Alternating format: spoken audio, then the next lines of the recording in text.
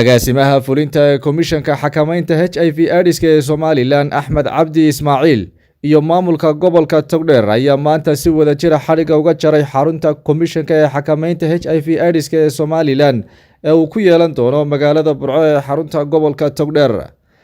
munaasabada tahafurka xafiiskani waxa ugu horeynba ka hadlay isuduwaha komishanka xakamaynta HIV/AIDS-ka ee gobolka Togdheer Mahdi Jaamac Nuur iyo gudoomiye ku-xigeenka gobolka Togdheer Maxamed Xasan Jaamac Xoday iyagoo agaasimaha fulinta ee komishanka xakamaynta HIV/AIDS-ka ee Somaliland uga mahadnaqay xafiiskani uu ka dahafuray magaalada Burco. waxaan maanta xariga kaga jaraynaa xafiiska komishanka qaranka ee xakamaynta AIDS-ka gobolka Togdheer. maanta waa maalin aad u weyn sababtu tahay xafiiskii oo la qalabeeyey ayaa la furayaa. waxaa la dardargelinayaa hawsha wacyigelinta iyo daaweynta iyo daryeelka dadka xanuunka la nool ee gobolka Togdheer. komishanka qaranka xakamaynta AIDS-ku wuxuu xil saaran yahay isku dubaridka wacyigelinta iyo xog ururinaha kala duwan ee la xidhiidha cudurkan HIV/AIDS-ka dalka. shaqadayada diyaar baan u nahay agaasime inaanu idinla qabano oo idinla xoojino. aad iyo aadna way u mahadsantihiin. waana ku faraxsanay maanta inaad gobolada oo dhan ka furayso xafiisyadii gaar ahaan gobolka Togdheer.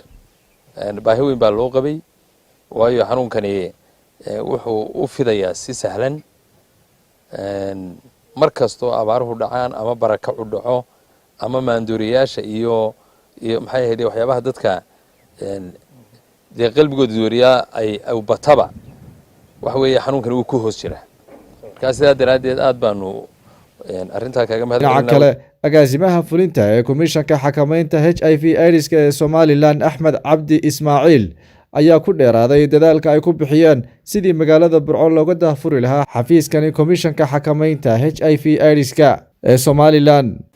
maanta waxaan halkan u taaganahay inaan furno oo xadhay ka jarno xafiis shaqeynaya oo dhameystiran oo adeegi doona bulshada reer Togdheer gabi ahaanba degmooyinka ay ka kooban tahay oo noqon doona xafiiskii komishanka xakamaynta AIDS-ka ee gobolka Togdheer.